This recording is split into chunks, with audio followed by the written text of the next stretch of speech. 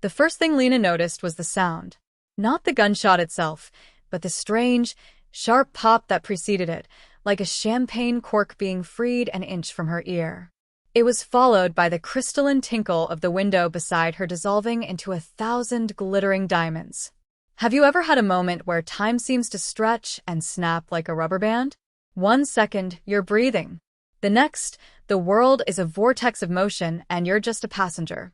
A hand, firm and unyielding, clamped onto her arm, yanking her down so hard her teeth clicked together. The rich scent of sandalwood and expensive wool filled her senses as she was pressed against the floor of the car, a heavy weight shielding her from above. Another pop, this time a dull thud against the metal frame of the door. The man above her didn't even flinch. His voice was a low growl, a stark contrast to the polite, measured tones he'd used just moments before. "Run, status." A clipped response came from the driver's seat. "Two bikes. Eastbound. We are not the primary target." There, after the car behind us, the weight lifted slightly. Lena risked a glance up, her cheek pressed against the cool leather of the seat. Kaido was looking back through the shattered rear window, his face a mask of cold fury. The warm, almost gentle man who had been asking about her charcoal sketches was gone, replaced by a predator. This was the real him. This was the man whose name made an entire coffee shop fall silent. And she was trapped in his car, in his world, a world of champagne pops that weren't celebrations. It all started with a mistake. An hour ago, her biggest problem was finding the right shade of gray for fabric design.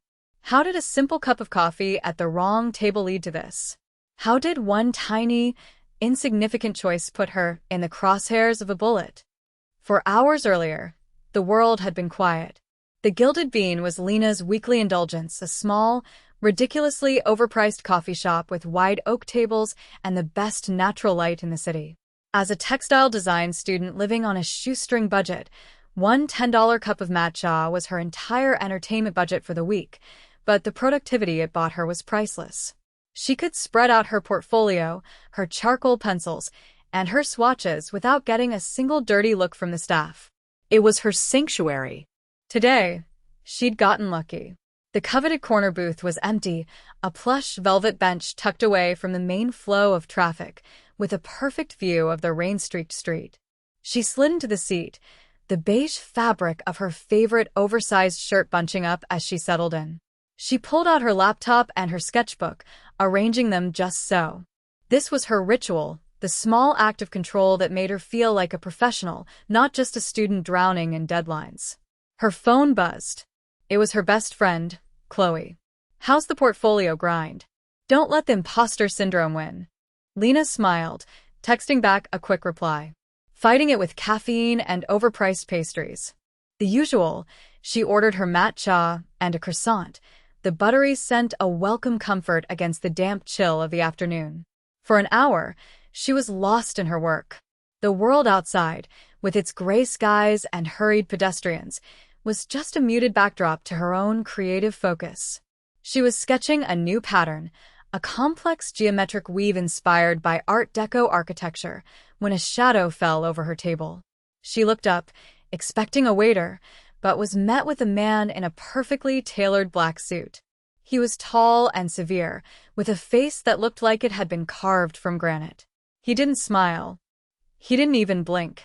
He simply looked at her, then at her scattered work, his gaze dismissive. The air around him felt 10 degrees colder. The man's voice was as starched and severe as a suit. "This table is reserved." It wasn't a question or a polite suggestion. It was a statement of fact, delivered with the quiet authority of someone who had never been disobeyed. Lena's cheeks flushed with heat. She glanced around. The cafe was busy, but she hadn't seen any reservation signs. "Oh, I'm so sorry," she began, already gathering her pencils, her mind racing. "I didn't see a sign." "I can move right away." Her heart hammered against her ribs, a stupid, frantic rhythm of embarrassment. She hated causing a scene. The man, however, didn't move. He stood there like a statue, a silent, imposing guardian of the booth. His stillness was more unnerving than any shouted command. It was then that the atmosphere in the entire cafe shifted. The low hum of conversation, the clink of ceramic on saucer, it all just faded. A silence, thick and heavy, descended as the bell above the door chimed. Lena followed everyone's gaze. A second man walked in. He was nothing like his severe companion. Where the first man was all sharp lines and cold presence, this man moved with a fluid, almost lazy grace. He wore a dark gray cashmere coat over a simple black shirt, the clothes understated but screaming wealth. His face was calm, his features sculpted, but it was his eyes that held the room captive. They were dark and intelligent, scanning the space with a placid ownership that was absolute. He was the center of gravity, and everyone else was just orbiting debris. He walked directly to their table, his gaze flicking from his stoic associate to Lena, who was still half-crouched, clutching her sketchbook to her chest. "Run," the newcomer said, his voice a low, smooth baritone. "Is there a problem?" The man named Run inclined his head slightly. "This is the designated table." The young woman was already here, he said, young woman as if it were a foreign species he was identifying for a report. The newcomer's eyes settled on Lena. It wasn't a threatening look, but it was intensely dissecting. He saw the beige shirt, the charcoal smudges on her fingers, the panic in her eyes. Then his gaze moved to the empty seat across from her, a flicker of something unreadable in their depths. A long moment passed. He knew his expected guest wasn't coming. It was a deliberate, calculated insult, and everyone in this room, everyone who mattered, knew it too. A public snub. He could have turned and left. He could have had Rin forcibly remove her. Instead, he did the last thing Lena expected. A ghost of a smile touched his lips. He gave Rin a look that was a clear dismissal, and the severe man stepped back, melting into the shadows as if he'd never been there. The man then slid gracefully into the velvet booth directly across from her. "Please don't leave on my account," he said, the smoothness of his voice doing nothing to calm the frantic beating of Lena's heart. He gestured to her seat, an invitation that felt like a command. She slowly, awkwardly, sat back down, her portfolio digging into her ribs. The entire cafe was still watching them, a silent audience to a play she didn't have the script for. "I believe you were here first," a waitress appeared, her hands trembling slightly as she held her notepad. She didn't even look at Lena. Her eyes were fixed on the man opposite her. He didn't look at the menu. "2 pots of the Gyokuro tea," he ordered softly. "And bring the lady another croissant." He glanced at Lena's half-eaten one as if it had personally offended him. The waitress scurried away. Lena clutched her sketchbook like a shield. "Look, I'm really sorry about the mix-up. I can go." He simply watched her, his head tilted.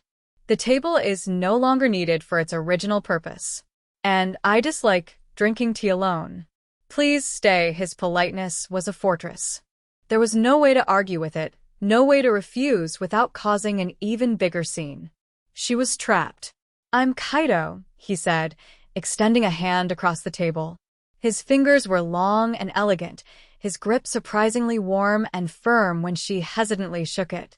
"Lena," she managed, her voice barely a whisper. "It's a pleasure to meet you, Lena." The way he said her name, letting it roll off his tongue, felt proprietary, as if he was testing its weight. "Are you an artist?" He nodded toward her sketchbook. The question was so normal, so disarming, that it almost made her forget the silent tension gripping the room. "A student," she corrected, finding a small sliver of solid ground. "Textile design." A genuine spark of interest lit his eyes. "Fascinating. A discipline of structure and creativity. Of finding the beauty in the pattern." He leaned forward slightly, his voice dropping. "It requires one to see not just the thread, but how the entire tapestry weaves together." The conversation was a strange mix of the mundane and the profound. He asked about her inspirations, her techniques, her ambitions. She found herself talking, explaining her fascination with the repeating motifs of the natural world, the mathematical precision of ancient weaving methods. For a few minutes, he made her forget he was a man who could silence a room with his presence. He was just a man, intelligent and curious, who was interested in her art. It was intoxicating. and it was a lie. She knew on some primal level that this was a performance. His sitting here with her was a move in a game she couldn't comprehend. She was a prop, a placeholder, a message to someone who wasn't there. But the warmth in his eyes when she described her work felt real. The attentive way he listened felt real. And that was the most dangerous thing of all. The tea arrived, served in delicate porcelain cups. The steam was fragrant, a calming green scent that was at odds with the frantic energy buzzing under Lena's skin. Kaido poured for both of them, his movements precise and elegant. It was a small, intimate gesture that felt deeply unsettling. He was playing a part, the charming gentleman, and he was playing it flawlessly. Lena took a sip, the warmth spreading through her chest, but it didn't reach the knot of ice in her stomach. "You have a good eye," he said, his gaze dropping to the open page of her sketchbook. It was the Art Deco pattern. Symmetry, balance, but with an unexpected disruption in the flow. It draws the eye. He was looking at her drawing, but it felt like he was describing himself. He was the disruption in her perfectly symmetrical afternoon. She found her voice, a flicker of her usual self returning. "That's the point. Perfect patterns are boring. The flaw is what makes it interesting." A real smile touched his lips this time, reaching his eyes. "A dangerous philosophy, Lena."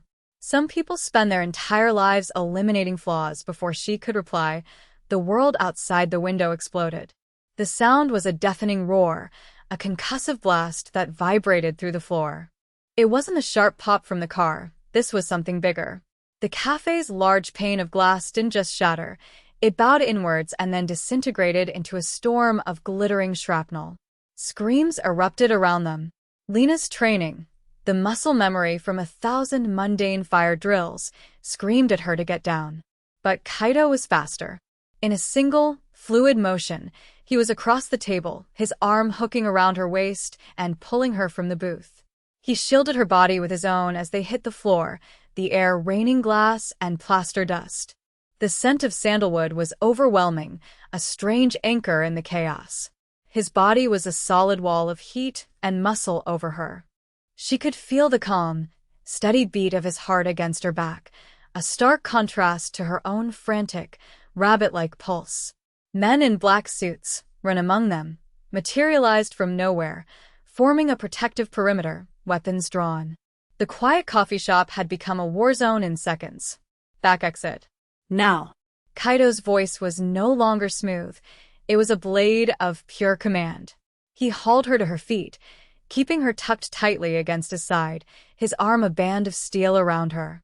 They moved through the screaming, panicking crowd, his men clearing a path like a ship parting water. The air was thick with the acrid smell of smoke and fear. They burst through the kitchen, past terrified staff huddled against stainless steel counters, and out into a rain-soaked alley. A black, armored sedan was waiting, its engine already running. Ren wrenched the back door open, and Kaido pushed Lena inside before sliding in behind her, slamming the door shut. The car lurched forward, tires squealing on the wet asphalt, just as the first pops of gunfire echoed from the front of the cafe. And it was in that moment, pressed against the cool leather, the city lights smearing past the windows, that she found herself in the scene from the beginning of her nightmare. The car swerved, and the motorcycle appeared, the glint of steel in the rider's hand. Kaido moved to cover her, and the bullet hit the door with a dull, final thud. Her past had caught up with her. There was no going back to the girl sketching in the corner booth. That girl was gone, shattered along with the cafe window. The penthouse was less a home and more a statement. It occupied the entire top floor of a sleek, anonymous glass tower, with floor-to-ceiling windows offering a breathtaking, panoramic view of the glittering, rain-slicked city. The furniture was minimalist and brutally expensive, all sharp angles and monochrome colors. It was beautiful, sterile, and utterly devoid of personality. It felt like a museum or a very luxurious prison. Lena stood shivering in the center of the vast living room, wrapping her arms around herself. The beige shirt felt thin and useless against the sudden chill that had settled deep in her bones. Kaido was on the phone, his back to her, speaking in rapid, low Japanese. The words were incomprehensible, but the tone was lethal. He paced back and forth in front of the window, a caged tiger outlined against the skyline. Rin stood silently by the door, a statue in a suit, his eyes constantly scanning, missing nothing. When Kaido finally hung up, he turned to her. The cold fury was gone, replaced by a controlled calm that was somehow more frightening. "Are you hurt?" he asked, his eyes scanning her for injuries. She shook her head, though a stinging sensation on her forearm caught her attention. A thin, red line of blood was welling up from a scratch she hadn't even felt herself get.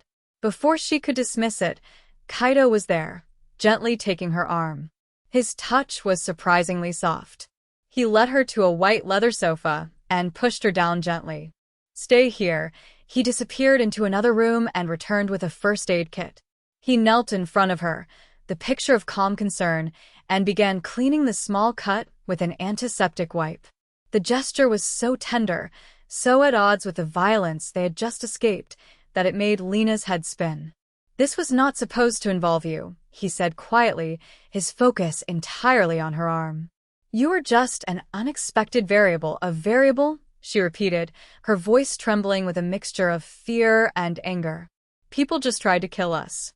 A bomb, or whatever that was, went off. That's a little more than a variable, don't you think?" He finished applying a small bandage, his fingers lingering on her skin for a moment longer than necessary. He looked up, his dark eyes meeting hers. "It was a business disagreement," he said, the words a masterful understatement. "My rivals are not known for their subtlety.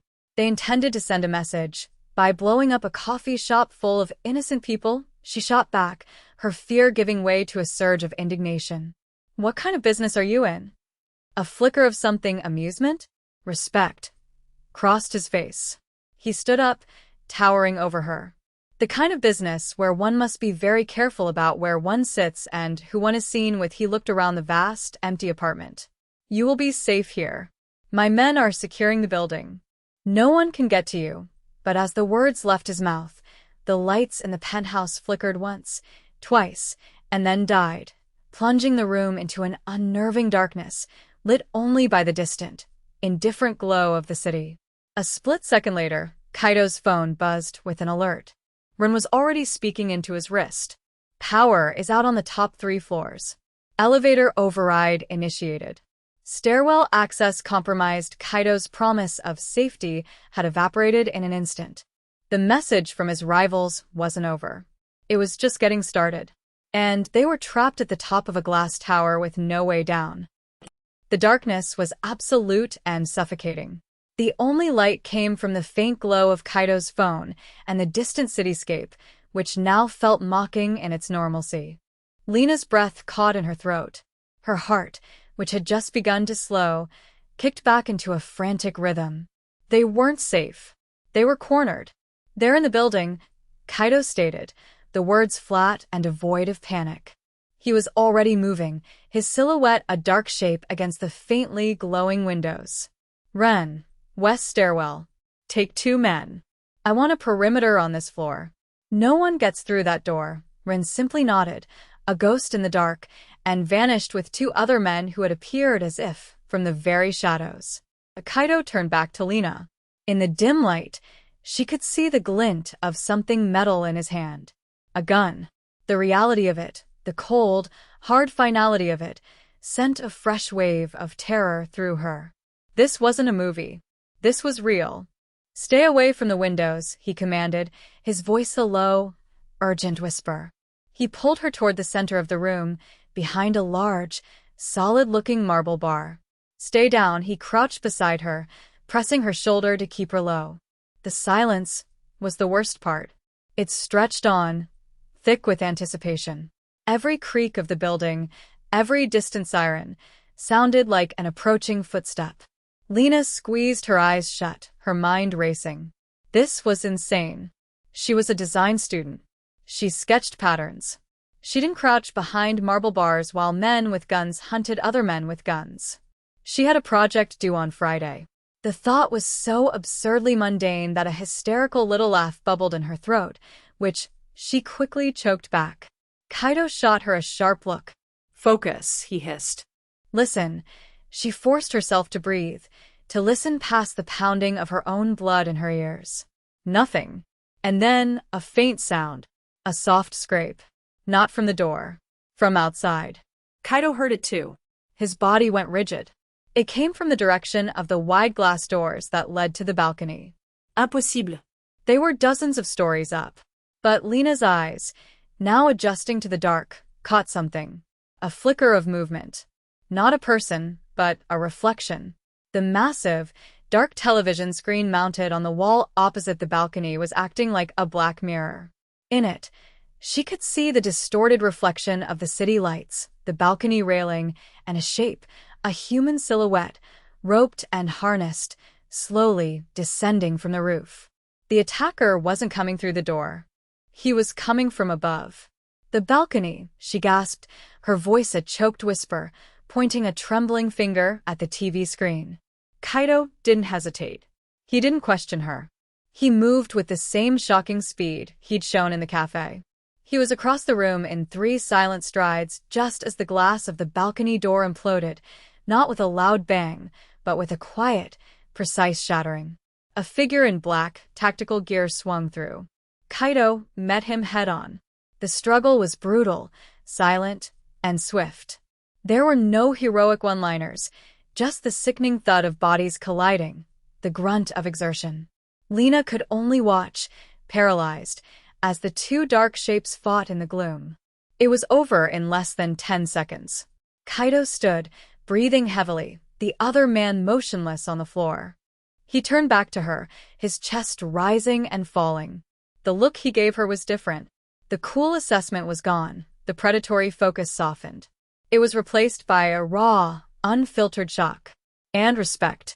You see the whole tapestry, he said, his voice rough, repeating his own words from the cafe. He wasn't talking about her art anymore. He was talking about her. In that moment, something inside her snapped. The fear, the confusion, the feeling of being a helpless pawn, it all coalesced into a single point of fiery anger. She got to her feet, her legs shaking but holding. Enough, she said, her voice stronger than she expected. No more business disagreements, no more unexpected variables. You will tell me exactly what is going on. You will tell me who these people are and why they want you dead. You put me in the middle of this. The least you can do is give me a name for the bullet I'm dodging. Kaido stared at her, the gun still held loosely at his side. The demand hung in the air between them, sharp and clear. He had expected tears, panic, maybe even fainting. He had not expected this fiery, defiant anger. He had not expected a boundary. He let out a slow breath, the tension in his shoulders releasing slightly. He walked over to the man on the floor, checked him with professional detachment, and then seemed to dismiss him entirely.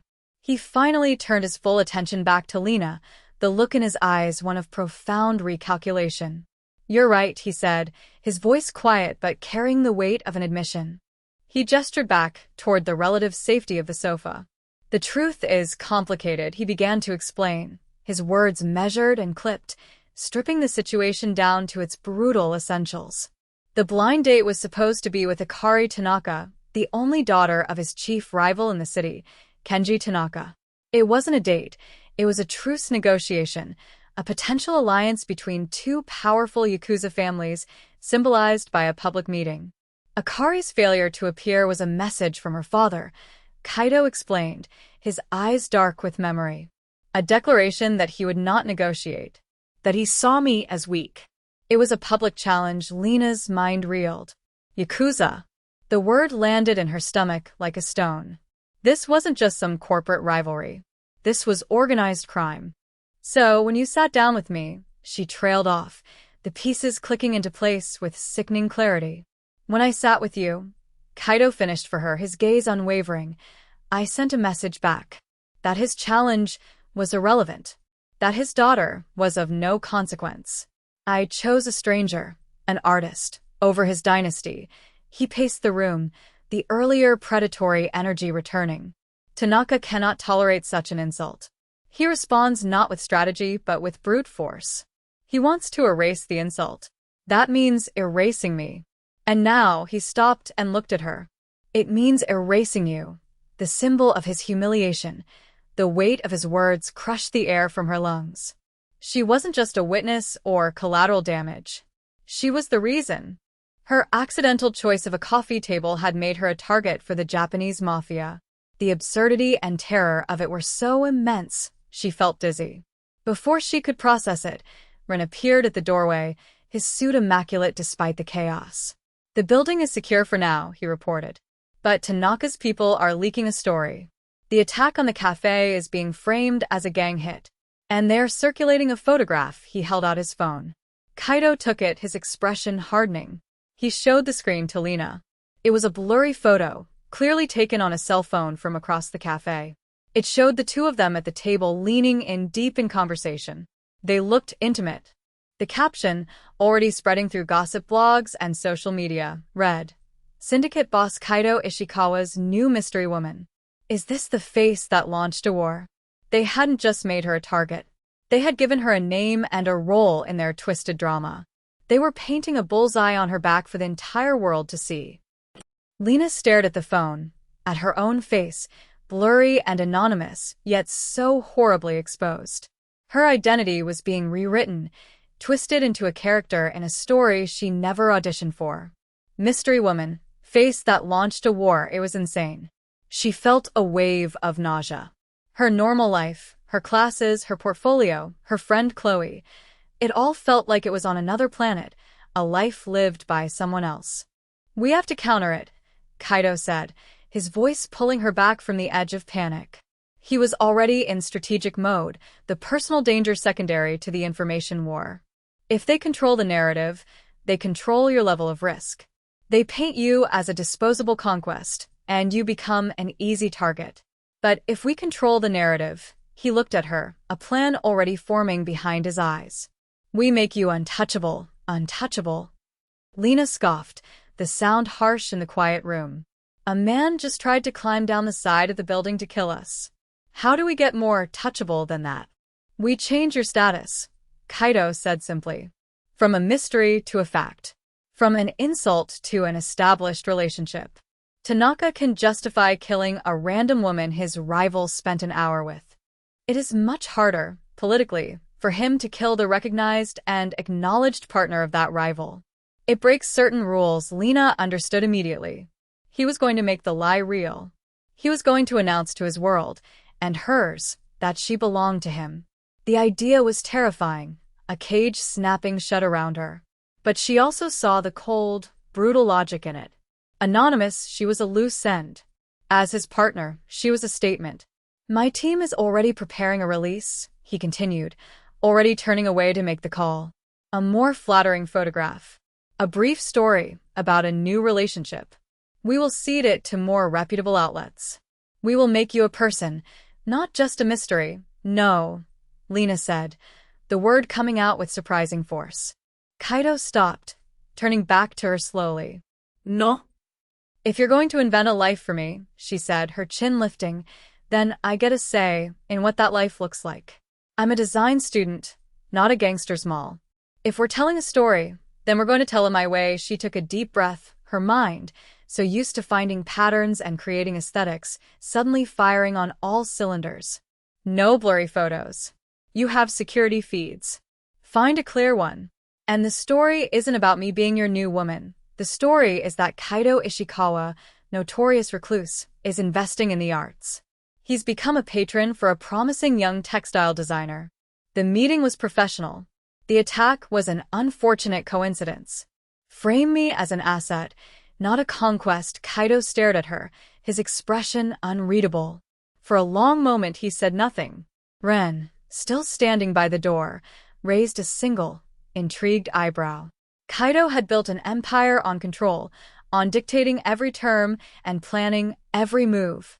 And this young woman, this artist who had stumbled into his life by sheer chance, was not just setting a boundary. She was seizing control of the narrative he had just proposed. A slow smile spread across Kaido's face. It was the first completely genuine, unguarded smile she had seen from him. A patron of the arts, he mused, tasting the words. Clever, Lena. Very clever. The power dynamic had shifted again. She was no longer just the pawn. She was a player. And in this dangerous, terrifying game, she had just made her first move. In the days that followed, the penthouse became a strange, gilded cage. While Kaito's team worked to disseminate their carefully crafted story, Lena was a prisoner of her own safety. The view of the city was a constant reminder of the world she couldn't return to. She spent hours on the white leather sofa, sketching furiously in her book, the charcoal pencils a desperate link to her former life. The patterns she drew were sharper now, more chaotic, full of jagged edges and broken symmetries. Kaito was a constant, unnerving presence. He wasn't always in the room, but she could feel the weight of his existence in the silent efficiency of the apartment. Meals appeared on schedule. Her favorite tea was always stocked. A new set of high-end art supplies, far better than her own, was delivered without a word. He was observing her, learning her, in a way that was both thoughtful and deeply intrusive. He would watch her draw, his expression unreadable. "Why did you choose textiles?" he asked one evening, his voice a low rumble in the quiet room. Lena didn't look up from her page. "Because it's honest," she said. "You can't lie with a thread. The tension has to be perfect. The pattern has to be precise. One mistake, one loose weave, and the entire structure is compromised." "It's real." Kaito was silent for a long moment. "My world is the opposite," he finally said.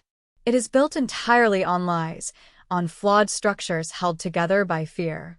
Nothing is real. The admission was so stark, so vulnerable, that Lena finally looked up. He was standing by the window, not as a predator surveying his territory, but as a man trapped within it.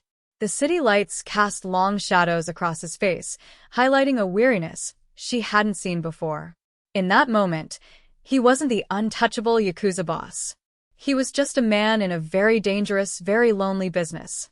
The fear she felt around him began to curdle into something far more complicated. It was a strange, unwelcome empathy. She saw the structure of his life, the perfect, brutal pattern he was forced to maintain, and for the first time, she saw the flaw. It was his isolation. The next evening, she found him in his study, staring at a small, polished wooden board set with black and white stones. "Go." "My grandfather taught me," he said, without looking at her. "He said it teaches you to see the whole board, to anticipate your opponent's moves 10 steps ahead. To sacrifice a stone to save the game." He picked up a single white stone, holding it between his fingers. "You," he said, his voice barely a whisper, "are the move I never saw coming."